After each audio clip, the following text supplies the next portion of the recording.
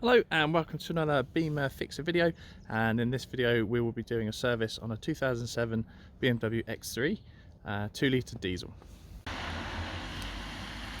Okay, so to take a look at what we're going to need, we are going to need oil. Now I've gone for the Shell Helix HX8 5W40 fully synthetic, probably one of the best oils for this particular engine. So I have to excuse the traffic going past in all the snow. It's also good because it's very DPF friendly. So filter wise, gone for Bosch. Air filter is the S3588 filter, which is actually a tube filter, and then oil filter we've gone for a P9185.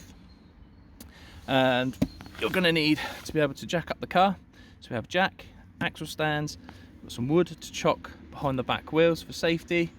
Tool wise, you're going to need full socket set. The minimum you're going to need is a 17mm socket for the sump, and also we may need some extra bolts removed to take off the torsion bar if we get stuck removing the air filter, because on these particular engines it's a little bit fiddly.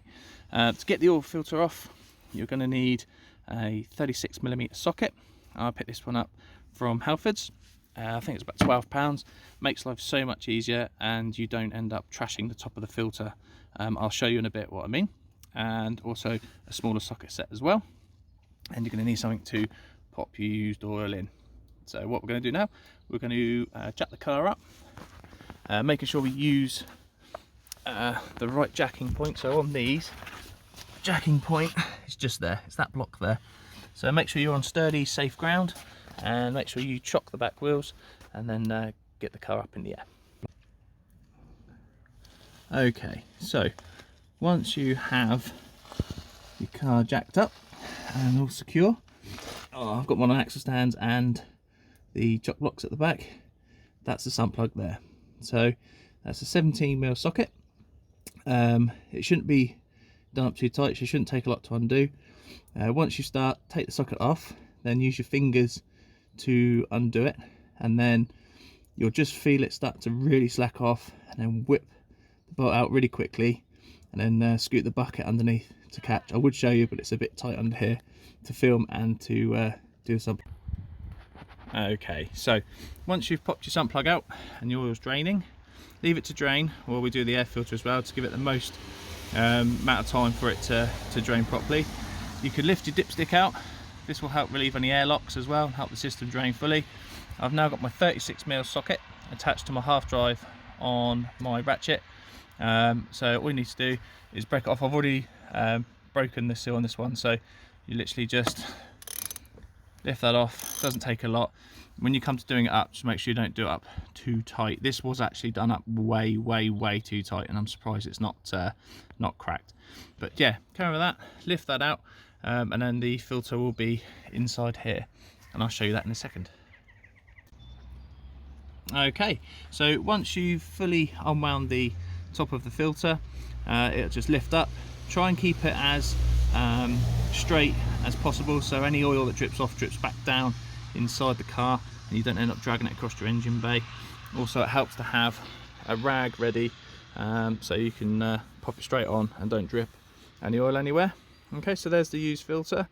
Now we will be replacing a little washer on the end of there. Sometimes you'll find that there are some here as well. I'll double check to make sure there shouldn't be one there. This one hasn't got one. It looks like there may have to be one, we're not sure, but I'll double check the box. If there's one in the box, then there should be one across here, but I'll show you when we put that one on. Okay, so what we need to do is pull off the old filter and just pop on the new one. In the kit you'll have the big O-ring there, that's to go round the top.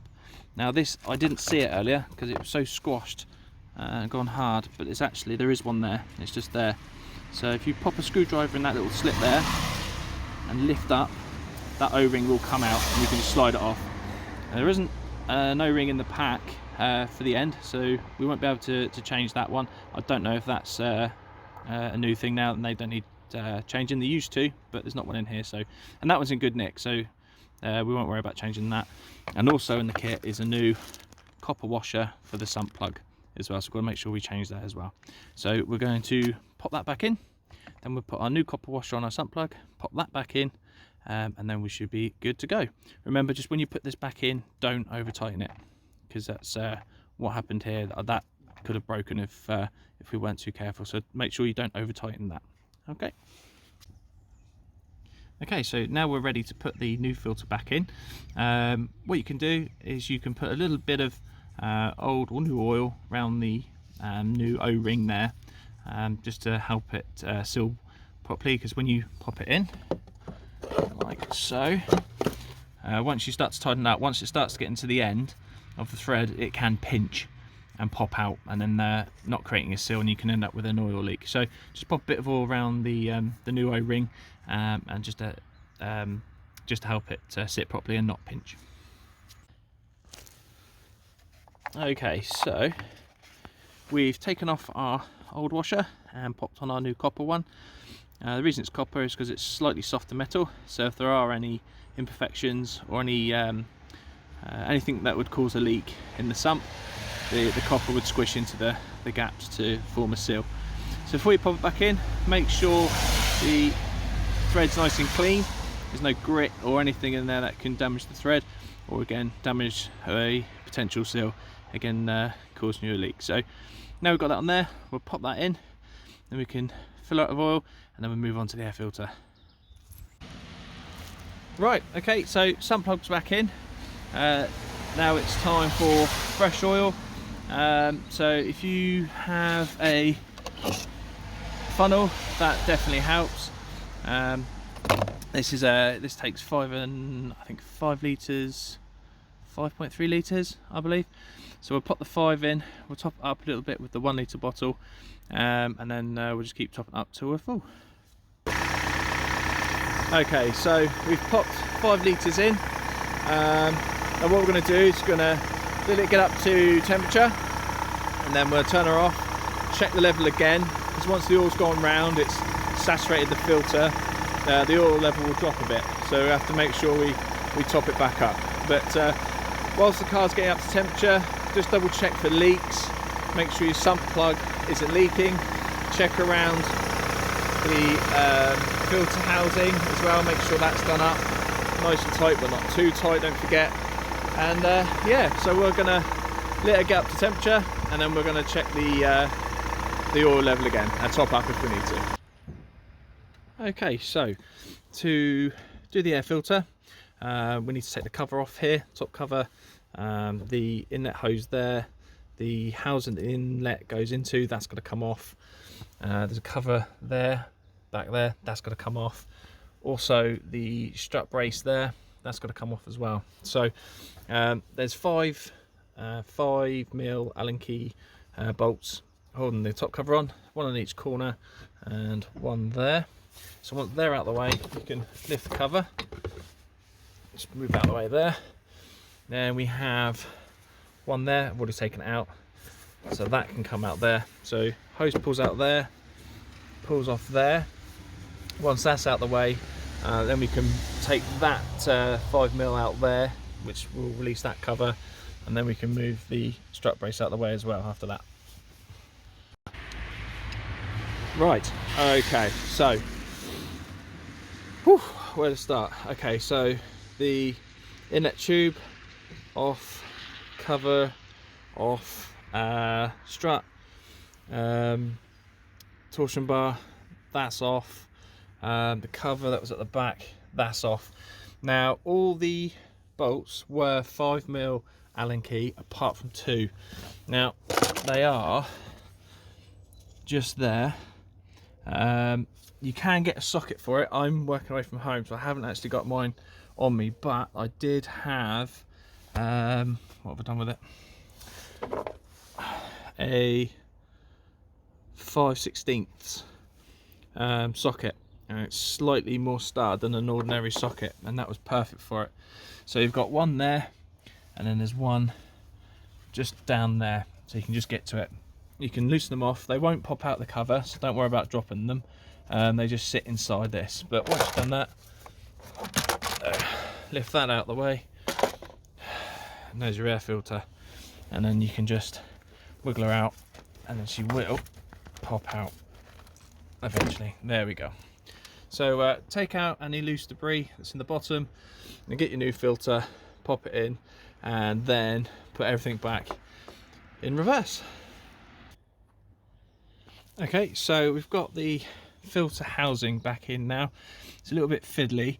We've got to make sure is there's a little lip here on the outside, and that goes on the outside of here. Don't get caught or don't get it stuck inside. And the same with that little bit there.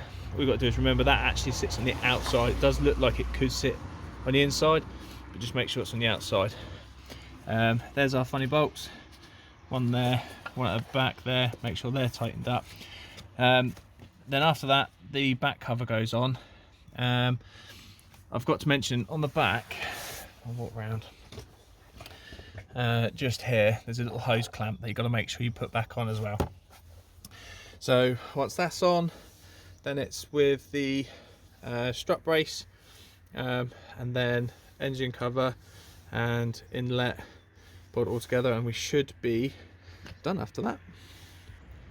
Okay, all done. Right, so just to carry on from where we left off last time, so we had the back cover on. After that, then you put on the intake hose. Once that's on, then you can pop your top cover on, and then you can finish off with putting your strut brace back on, which is 4 13mm bolts to either end. So once you're all done, excuse the horses going past in the background, ladies, all you need to do is start the car up, make sure, or run up to temperature, make sure you've got no leaks, make sure everything's secure and tightened down, make sure you get no warning lights or anything like that. And that's us all done. So I hope you found the video interesting and helpful. Please leave a like if you enjoyed it. Please leave a comment. Always enjoy reading your comments and appreciate constructive criticism. And also thank you very much for my current subscribers. I really do appreciate it, and it's what drives me on to do services in the snow. Thanks very much. I hope to see you again soon. Bye bye.